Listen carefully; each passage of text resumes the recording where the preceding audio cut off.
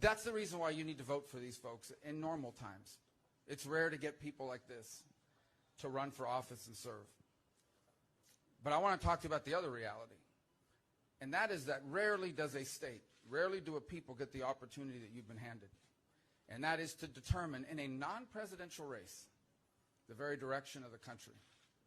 Now, I want you to know what we run into all across the country. What we run into are people that run for office, and they will tell you, I am not a radical. I am going to be a moderate. I am going to be, and that may very well be who they are. Unfortunately, when it comes time to vote, they vote right down the party line. I'm not going to say who it is, but the other day on television, I saw one of these so-called moderate Democratic members of the Senate, and I believe he is. I believe that that's exactly who he is. That's just not how he votes. And so on issue after issue, that's not how they vote. Now, in this particular case, the two individuals that are running as their opponents aren't moderates and don't pretend to be, or at least maybe they'll pretend to be now. But it's irrelevant, because when they get there, they vote right down the line. And what is that line? Well, let me tell you what that line is. A lot of people are writing nationally. I live in Miami, Florida. Grown up there almost my entire life. And people say, oh, it's amazing how well the president did there. Republicans made tremendous gains down there. 2 congressional seats flipped. And they ask,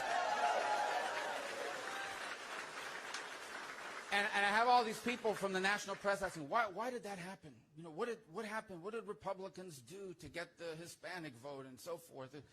I said, the Democrats that were running are crazy. These are crazy things that they're talking about doing. And normal people don't like crazy things. What do I mean by crazy? This is real crazy. These are crazy things they don't like. They don't think, look, everybody supports the First Amendment. Well, I shouldn't say everybody, but we should all support the First Amendment right to protest. If there's a problem and you don't like it, you have every right in the world to protest. That's a key part of our rights and of our country. You don't have a right to burn down a city. You don't have a right to take over a street.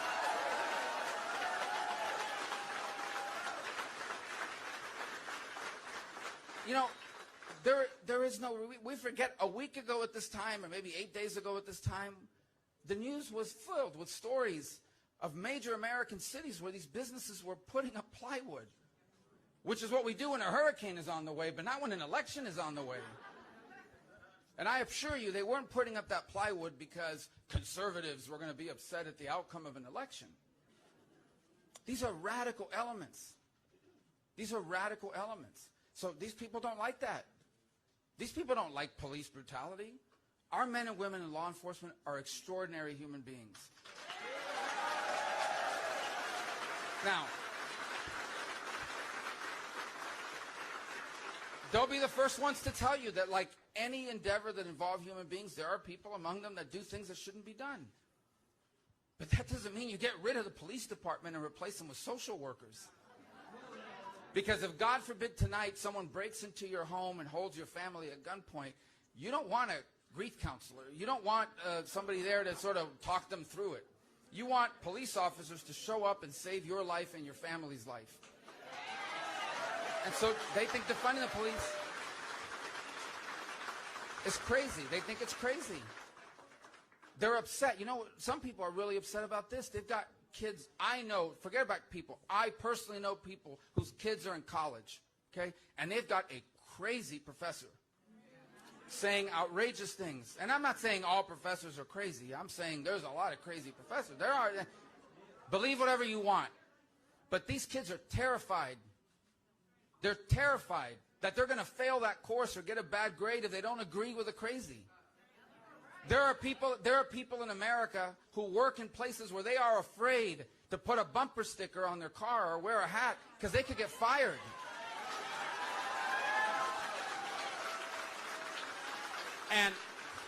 And if you think I'm exaggerating, they're making lists. There are people right now making lists of people they want to go after. And members of Congress making lists about people, we're going to go after these people and destroy their lives. This is lunacy. It's lunacy.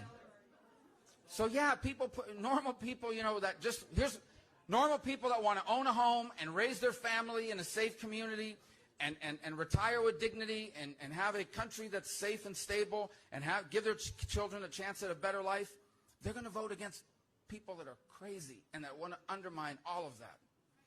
And that's what's at stake in this election. Because if we don't control the United States Senate, that is the agenda that's going to be pushed. And it doesn't matter. It doesn't even matter if the majority of the Democrats, if you polled them and gave them truth serum, were not in favor of it. Because all the energy in that party, all the money in that party, all the people who get on the cover of magazines in that party are in favor of these radical things. Subscribe right now if you're tired of politicians pretending everything is normal while the country keeps getting more divided. Because Marco Rubio delivered a speech here that hit directly at the biggest political battle happening in America today. And whether people agree with him or not, you can understand exactly why this message connected with millions of voters across the country. Rubio's argument was not complicated. He said Democrats love presenting themselves as moderates during campaigns, but once they get elected, they govern exactly like the activist wing of the party wants them to govern. That was the entire point of this speech. He kept coming back to the idea that voters are being sold one thing during election season and then getting something completely different after Election Day. And the reason this argument matters politically is because Americans have become deeply distrustful of institutions, politicians, and media narratives. People no longer just look at campaign ads or speeches. They look at voting records, party leadership, activist pressure, and social trends. Rubio understood that frustration and leaned directly into it. What made this speech powerful for conservatives is that he framed the election as something much bigger than Republicans versus Democrats. He framed it as normal Americans versus radical activism. That's why he kept using words like crazy over and over again. Some people hear that and think it's too blunt, but Rubio was intentionally trying to speak the way ordinary voters talk privately with friends and family.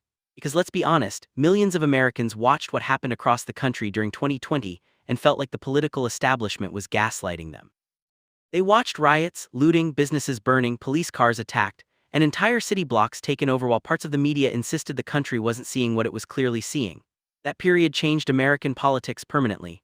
Rubio brought up businesses boarding up windows before elections because that image became symbolic of a country people felt was losing control. Think about how insane that looked to normal Americans. Store owners preparing for political violence the same way people prepare for hurricanes. Families wondering whether downtown areas were safe. Workers afraid of commuting into cities after dark. Parents watching non-stop footage of chaos on television while politicians argued over terminology instead of restoring order. That's what Rubio was tapping into emotionally. He was telling voters, you're not crazy for thinking this is abnormal. You're not wrong for wanting stability, law enforcement, and basic public safety. And then Rubio pivoted directly into policing, which has become one of the defining issues separating conservatives and progressives. His argument was basically this: yes, bad officers exist, and yes, police misconduct should be punished, but the solution is not weakening law enforcement or treating all police officers like villains. That line about not wanting a grief counselor when someone breaks into your home was classic Rubio, because it simplified the issue into something very relatable. Conservatives have become extremely effective at turning complicated political debates into everyday scenarios voters immediately understand emotionally. Because for a lot of Americans, especially suburban families and working-class communities, the idea of reducing police presence sounded completely disconnected from reality. They saw rising crime in some major cities, viral videos of retail theft, attacks on officers, and progressive prosecutors refusing to aggressively punish repeat offenders. Republicans seized on that issue and never let go of it politically. And this is where Rubio's speech connects directly to politicians like Alexandria Ocasio-Cortez and Ilhan Omar. Conservatives have spent years arguing that these progressive figures hold far more influence over the Democratic Party than party leaders want to admit publicly.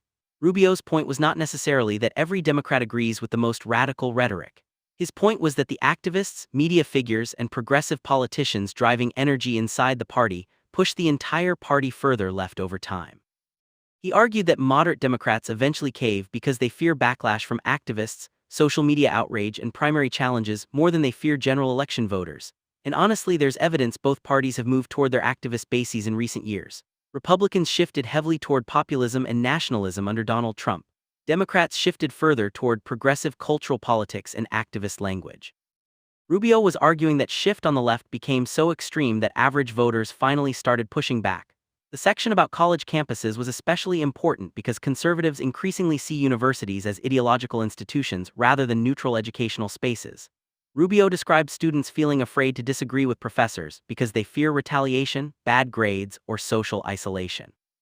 Whether exaggerated or not, that perception has become widespread among conservative voters, and it's not just campuses. Rubio expanded the argument into workplaces and social life generally. He talked about people being afraid to put bumper stickers on cars or express political views openly because they fear being punished professionally or socially. That fear of cancellation became one of the biggest cultural flashpoints of the last decade. Conservatives increasingly argue that freedom of speech in America technically still exists legally, but socially many people feel pressured into silence.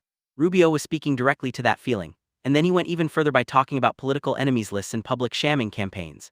Remember, during the Trump years, there were real conversations online about blacklisting Trump supporters, exposing donors, and socially isolating political opponents. Rubio framed that atmosphere as dangerous and authoritarian. To conservatives, this is not just political disagreement anymore. They see it as ideological enforcement. They believe progressive activists increasingly demand total conformity not only in politics but in culture, language, entertainment, education, and even personal behavior. Now, obviously, Democrats would strongly reject Rubio's framing here. They would argue he's deliberately taking the most extreme examples and pretending they represent the entire left. They'd say concerns about systemic racism, police accountability, economic inequality, and social justice are legitimate issues, not crazy radicalism. And to be fair, not every Democrat supports abolishing police departments or censoring dissenting opinions. Many Democrats would argue they simply want reforms, not chaos. But Rubio's argument is that the loudest voices increasingly set the tone for the party regardless of what average Democratic voters may actually believe privately. That's why he kept repeating that even supposedly moderate Democrats vote right down the line. He was arguing that the internal power structure of the Democratic Party is controlled by activists, donors, media pressure, and progressive energy. What's fascinating politically is how Rubio connected all these cultural issues back to ordinary life. He didn't make the speech about complicated policy details. He made it about safety, family, stability, jobs, and freedom. That's intentional because Republicans increasingly understand cultural anxiety motivates voters just as strongly as economic concerns do. A parent worried about what their child is hearing in school, a business owner worried about crime, an employee worried about saying the wrong thing at work, a family worried about inflation and instability, a citizen worried about whether America still feels recognizable. Rubio tied all those anxieties together into one larger political argument. The country is drifting away from normalcy because radical activists are gaining too much influence. And his comments about Hispanic voters in Miami were especially revealing because Florida has become one of the clearest examples of this political realignment. Republicans have gained substantial support among Hispanic voters, particularly Cuban Americans, Venezuelan Americans, and other communities deeply hostile toward anything they associate with socialism or left-wing authoritarianism. Rubio understood exactly how to frame progressive politics for those audiences. When people or families escaped failed governments, economic collapse, censorship, or political persecution abroad, rhetoric about dismantling institutions or radically transforming society hits differently. That's one reason Republicans performed far better with Hispanic voters than many media analysts predicted. Democrats often assumed identity politics alone would secure those voting blocs indefinitely, but many Hispanic voters are culturally moderate or conservative on issues like crime, patriotism, religion, family values, and policing. Rubio also understood something broader happening in American politics. Voters are becoming more emotionally driven and culturally reactive. People increasingly choose political sides based on identity, worldview, and social values rather than detailed policy white papers. That's why speeches like this spread online. Rubio was not speaking like a senator trying to impress academics or journalists. He was speaking like someone trying to validate frustrations many voters already felt privately. And regardless of whether people agree with every point he made, the larger political reality is impossible to ignore. America is deeply polarized because both sides genuinely believe the other side represents a threat to the country's future. Progressives believe conservatives are undermining democracy, civil rights, and equality. Conservatives believe progressives are undermining freedom, stability, law enforcement, and traditional American values. Rubio's speech reflected that exact divide. He was telling voters this election was not simply about taxes or healthcare or budgets. He was arguing it was about the identity and future direction of the country itself. And honestly, that's why these debates continue dominating American politics years later. The arguments Rubio raised about policing, free speech, campus culture, cancel culture, radical activism, media bias, and political intimidation never disappeared. If anything, those issues became even more central after this speech. The bigger question now is whether either political party is even capable of lowering the temperature anymore. Because speeches like this energize supporters, but they also deepen the sense that America's political divide is becoming permanent. Still, Rubio clearly believed voters were reaching a breaking point politically. He believed Americans were rejecting chaos, rejecting radical activism, and rejecting politicians who refused to confront those issues directly. Whether history proves him right or wrong, this speech captured a major turning point in modern American politics. If you enjoyed this breakdown, hit like, subscribe to the channel, and comment below. Was Rubio accurately warning about the direction of the Democratic Party, or was this speech too extreme? And do you think politicians like AOC and Ilhan Omar truly represent where Democrats are heading? Let me know your thoughts below.